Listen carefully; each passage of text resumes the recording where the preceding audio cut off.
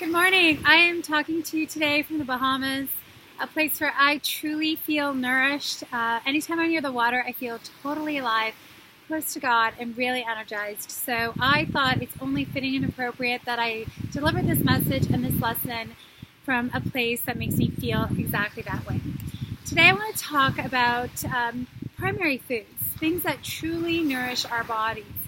For the last 4 or 5 weeks, we've been talking a lot about food as you know it, and perhaps you're even thinking those are real primary foods. But one of the things that we teach through integrative nutrition and lifestyle is that there's certain things that are considered primary foods that are actually not things you ingest at all. They're things that you just experience on a daily basis that are the true fuel, the true nourishment for our soul, our spirit, and our life. And it's only that when those primary foods are fulfilled that we can actually really nourish and thrive in other areas of our life, and our body is most responsive to secondary foods, which are the actual food that you're putting in your body, the actual drink, so the actual things that you're ingesting. So let's talk about primary foods. Primary foods are, again, the foundation of everything. That makes us feel whole, that makes us feel happy, that makes us feel alive and like we're thriving. And if our primary foods are not in place, we're not paying attention to them, it's only a matter of time that we start trying to stuff ourselves with secondary foods, or we're trying so hard to control our lives, ourselves, through secondary foods, which is actual food, yet our body doesn't respond optimally. This is why sometimes you see people walking around, they could be doing all the right things, eating all these organic, fresh, whole food, and it looks like they have the perfect diet. Then you're like, why are they still sick? So this is a theory that I teach and I really believe in, and I want to share with you. So the idea of primary foods are there are 4 main foods that our body needs as nourishment. And the first food is love.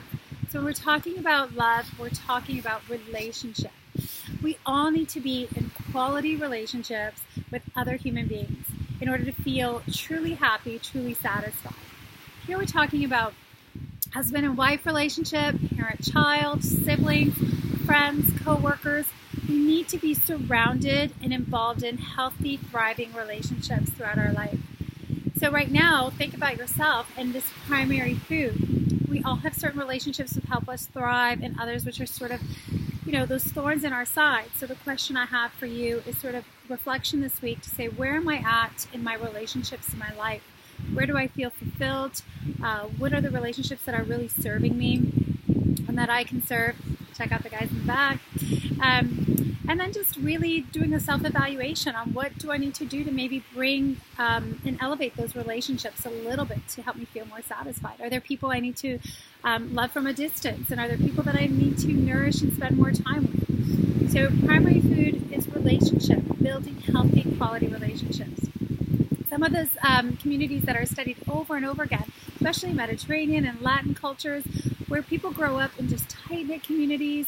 Family is super important. It's an integral part of society. These communities tend to have really, high levels like longevity, high levels of health and quality of life. And often when we go back, we're like, why is that? And study after study after study shows us that there's an element of this healthy relationship that really creates a healthy base for us. Second primary food is a sense of purpose, career fulfillment. How many people do you know, and maybe you're one of them, but I'm always shocked when I sit and I talk with people and it's like they're so frustrated and stuck and unhappy in their jobs. I mean, the amount of time you spend doing your work every week, every day, it's a huge chunk of your life. So if you're feeling stuck and frustrated, you don't like your job, and then you feel like, this is not an outlet for me to express myself, to deliver my purpose, my life's purpose, my calling, you're always going to feel stuck and unhappy. And no amount of secondary food or nourishment is actually going to help you, fulfill that until you start to address the areas about within yourself, about, am I doing what I'm called to do? Can I find joy in my work? I'm not suggesting you go out and quit your job, but I'm just asking you to reflect and ask yourself some questions. What talents do you have? What gifts have been given to you? Are you able to express them through the work that you do every day, through the hundreds of hours you put in every year, every month, day after day, you should be waking up excited to hit the floor, to get out the door. The third primary food is movement, physical movement. So I'm out here because I'm going to be practicing definitely a couple of these primary foods today, which is moving your body with intention and purpose every single day. There is a reason we have all of these limbs, all of these joints. We have joints in our fingers, our wrists, our elbow, our shoulder. Everything is designed for movement in our body. When we don't have movement, we have stillness, we have death. So movement is life. Movement is a primary fuel, a primary food for our body. This is why it's so amazing that when we move, we feel alive, we feel energized. A simple thing like a walk or a run or lifting weights or stand-up paddleboarding today, whatever it is that I'm going to go do, just infuses you with this feeling that I'm alive, I'm doing what I'm supposed to be doing, I'm moving my body. So I want to challenge you, those of you that are in this program, hopefully by now you are moving with intention, with purpose every day, but I want you to think about what you're doing for movement as a primary food and a primary fuel for yourself. Finally, this is a big one, is a sense of spirituality, a sense of being connected to something that's just greater than yourself. When we feel that we have faith or belief in something, whether it's God, whether it's through meditation, just a sense of taking a step back and realizing, wow, there's so much more I feel connected to the universe, to God, and I'm just part of this huge thing out there that is all working together. We're all working together as one. So people who meditate, people who practice faith, who have that connection to a higher purpose, also feel more fulfilled in their life. This is one area where people are searching and searching and searching forever and never feel fulfilled, because we're always searching. We're designed for relationship. We're designed for movement. We're designed to feel purpose and calling and to express our creativity in the gifts that we've been given. And we are called to be related to serve a higher purpose. I believe that those are all foundational primary foods that nourish us.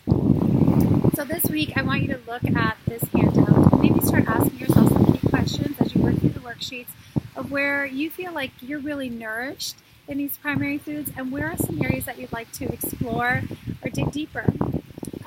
Start to investigate. Spend more time praying or meditating. Spend more time thinking about how you can practice what you love in your existing work, or start something on the side. How can you bring more purpose to what you're doing? How can you build quality, nourishing relationships? Who are the people you need to spend more time with or foster those moments together? Carve out time for. And finally, just really moving your body with purpose, intention every day. So that is our week on primary foods. One last thought that I do want to leave you with is a lot of times when we feel that those primary foods are void, they're empty, or some areas might be really empty for us, we often see people stuffing themselves with secondary food, which is the actual, the food that we ingest. And this is why sometimes you can eat and eat and eat and you're just never satisfied. So right now we're talking more about the emotional and binging side of things, but if you feel like you've been stuffing yourself and not being satisfied with food and struggling and searching and not knowing, why do I always feel like this? Why do I come home and I'm just at night, I'm ravenous, I can't stop eating, or when I go to parties or I'm at a wedding or whatever and I'm just stuffing my face, what is the wound? What is the emptiness that you're trying to fill? What is the void? And then remind yourself that, it doesn't matter how much secondary food I consume. It doesn't matter how many donuts or pieces of toast or healthy food I eat and eat and eat. If these primary foods are still not dealt with, I will continue to feel that way. The inverse is also true. The more you fill up, the more you feel fulfilled and fueled on your primary foods, on your healthy relationships, healthy movement, life purpose, spirituality, the less secondary food you're going to need to stuff yourself with. Your body doesn't do both at the same time. If you're stuffed with healthy, purposefulness, healthy movement, you're just going to feel like you're thriving. So the secondary food will be just that. It'll be something to assist your journey to thrive and nourish your body. wind.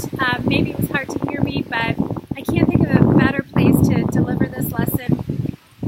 I took some time off to nourish myself, to spend quality time in a relationship with my husband, the person who's special in my life. I needed to take a break, move my body with intention and purpose in the sun, in a place where I feel connected to God. So one of my practices is to come out in the morning, pray, meditate, practice some Tai Chi, some intentional movement through exercise, and just really enjoy this amazing primary food that is going to nourish my body, and I wish the best for you. So wish you all the best as we continue along this journey together, and I look forward to hearing your story.